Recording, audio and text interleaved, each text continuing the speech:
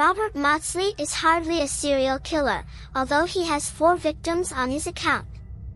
Remaining free, the maniac dealt with only one person. He has already committed 3 other murders in prison. Maudsley has been serving a life sentence since 1974 and has been in a specially equipped solitary cell for him for about 40 years, where the supervisors enter in a group, adhering to strict safety instructions. It was the story of Robert Maudsley that inspired Thomas Harris to create a series of books about Dr. Hannibal Lecter. No, the killer from The British Killer is not a natural psychiatrist and gourmet, but the hero and his prototype have a lot in common, and you can trace these parallels yourself.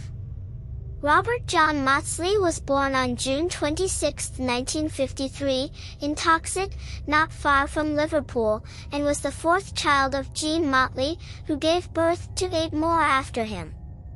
Robert George's father was a truck driver with a peculiar view of family life. He put all his dissatisfaction with the poor existence of the alcoholic on the eternally pregnant wife and children, whom he mercilessly beat in any convenient case. 6-month-old Bob Maudsley was lucky once in his life. His and his 3 older brothers were given to a children's home, Nazareth House, which was located near the Catholic monastery. In the shelter, Robert stayed until the age of 6 and remembers these years as the best in his life. The monks did not care for the child. They read him books and took him for walks. Perhaps the idyll would continue, and Maudsley would eventually become a Catholic priest. But suddenly, the parents remembered him and his brothers and took the children from the monastery shelter home. From that moment on, the life of Robert was a hell of a hell. His mother finally gave up over the years of separation, and the father turned into a dirty, impregnated, cheap alcohol animal.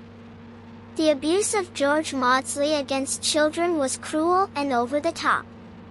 Later, in conversations with police psychologists, the man told terrible things that are hard to believe. One day, the father locked Robert in a room for 6 months.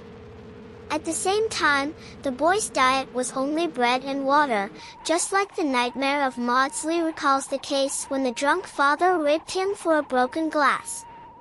After a year and a half of abuse of children, Jin and George lost their parental rights, and their numerous abductions were distributed in shelters in different corners of the UK. Robert was a smart and cute child, so he tried to adopt more than once. Unfortunately, domestic torture inflicted great damage on the boy's mental health, and he began to stutter and suffer from urination. In addition, this child was distinguished by his closeness, which irritated the guardians. Roberts was taken by the family and returned to the shelter again until he got tired of it. At 16, young Maudsley fled from state care. For a living, the fugitive chose London, where, as it seemed to him, it was easy to earn a living, even without a profession. But after quite a while, the guy realized that no one needs a minor without documents and labor skills. And in order not to starve, Robert began to work as a male prostitute. At first, he took food and clothes as payment from his clients, but soon he began to offer himself for money. Maudsley understood that his life was going downhill, but he did not know other options for survival, and he had no one to help him. The most terrible thing was that the young man heard the voices that ordered him to kill his parents. Even after a decade, the killer is sure that if he had killed his mother and father as the voices in his head demanded, no one else would have suffered. Robert tried to break out of the vicious circle. He turned to psychologists and psychiatrists, but they found no deviation in him. The young man had 2 unsuccessful attempts at suicide, after which he waved his hand and stopped fighting his mental illness. The final deformation was suffered by Maudsley's personality after meeting drugs, which he was constantly hooked on by a client. Regular use of drugs deprived Robert of his breaks, and this led him to his first murder. The victim of the young man was his client, a worker at the factory, John Farrell. He paid with his life for showing Maudsley photos of their children being beaten and raped. 20-year-old Robert, who fell into rage, threw a rag on his neck and ruthlessly strangled John.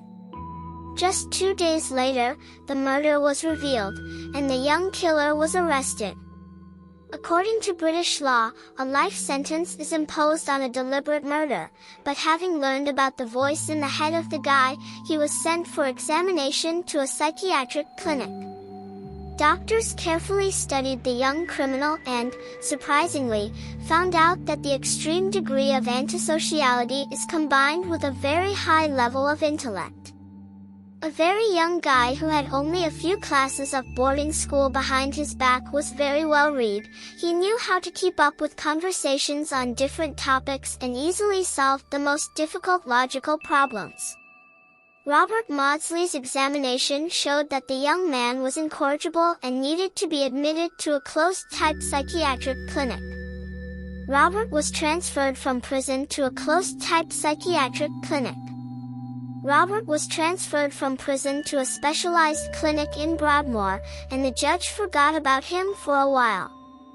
The hospital, where the killer was found to be a madman, was created especially for bloodthirsty psychopaths and mentally ill rapists.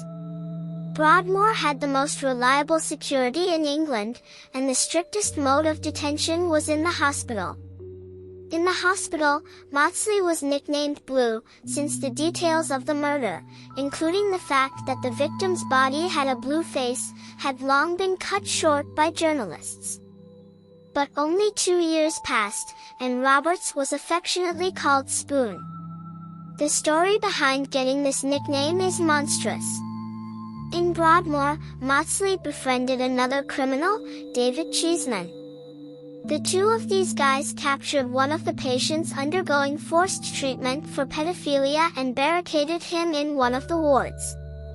For 9 hours, the staff of the clinic and the police unsuccessfully tried to agree on the release of the hostage. When Maudsley and Cheeseman finally gave in, there was no one to save.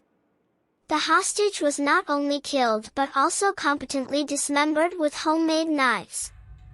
The hidden skull of the dead was empty, and a tablespoon was whistling in the place of the brain. Since the face was smeared with blood only by Maudsley, the investigators came to the conclusion that he was the one who ate the brain of the victim.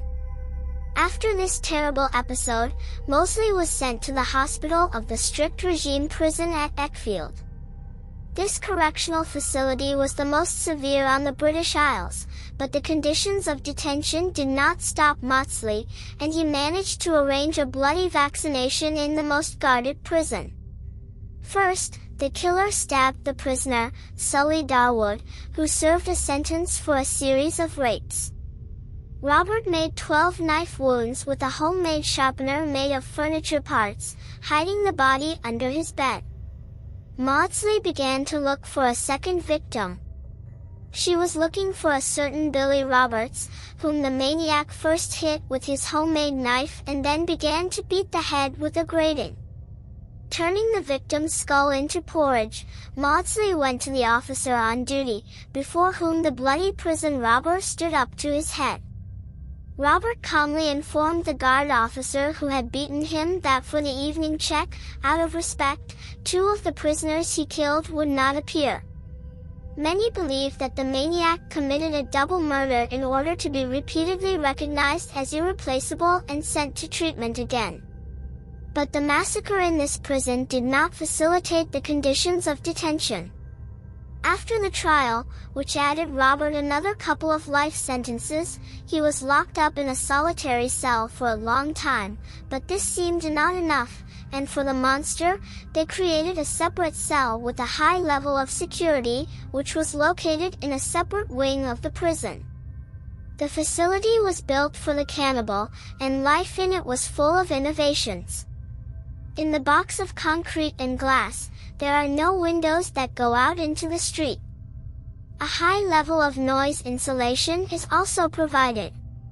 Not a single extraneous sound reaches the prisoner's ear without the knowledge of the prisoners.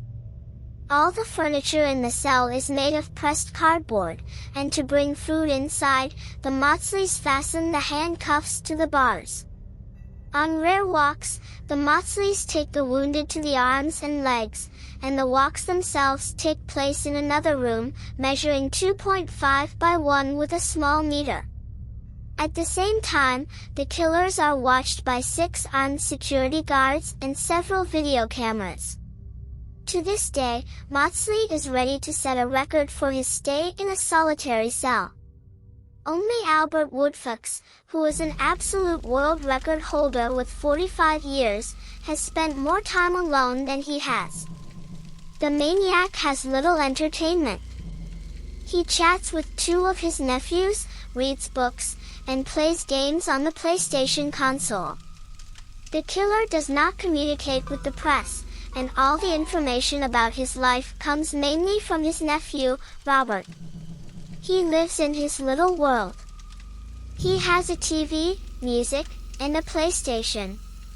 He says that there are so many bad people in his little world.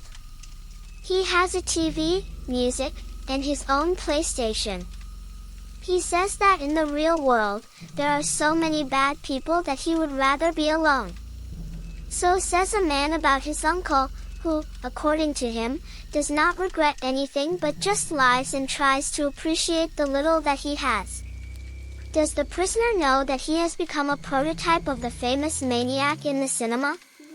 Yes, Matsuri reported that Harris used his story in his books, but Robert was absolutely indifferent to this and showed no interest in novels or films.